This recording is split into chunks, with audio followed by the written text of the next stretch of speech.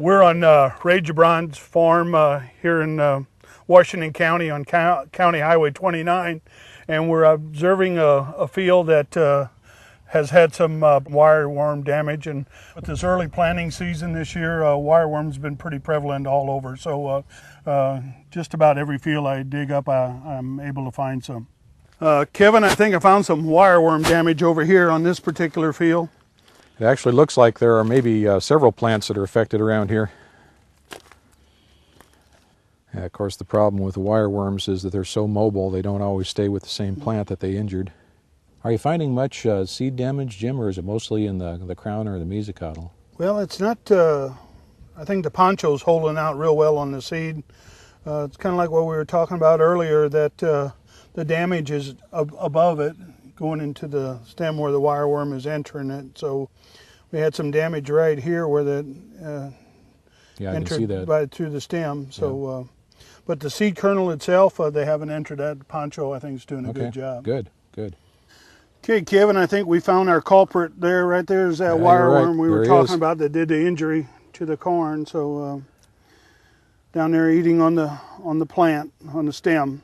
What's the rotational history on this field? This is a corn-soybean rotation, but been no-till for the last 3 years. So. Okay. Wireworms have kind of been on the increase in a large area of southern Illinois. Part of the reason for that has been related to weed control. Where we have escaped grasses, this is an ideal environment for the beetles, the adults, to lay eggs.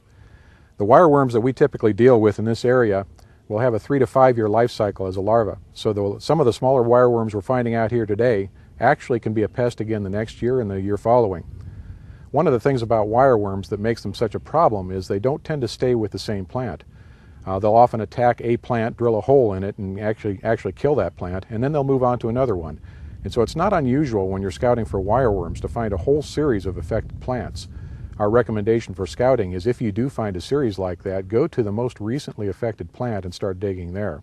The earlier affected plants probably will not have a wireworm around the base any longer. So these wireworms will oftentimes focus on the seed, but as has been mentioned before, much of this seed is now treated with poncho or cruiser, and that helps protect the seed against the wireworm injury.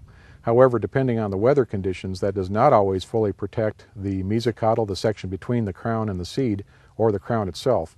So oftentimes in recent years, because of the fact that we have insecticide-protected seed, we're often finding wireworm damage to the crown or to the mesocotyl. With wireworms, we don't really talk about control as much as prevention. There are two primary ways that we prevent wireworm damage. One is by using an insecticide seed treatment or a soil insecticide that goes on through the planter. The other way that we protect against wireworms is to actually protect through weed control. What I mean by that is if you can completely control the grass weeds in the field, that makes the field less hospitable for egg laying from the adults. And in doing this, we can keep wireworm populations at bay. One of the problems we face with wireworm management and control is that there are no true rescue treatments.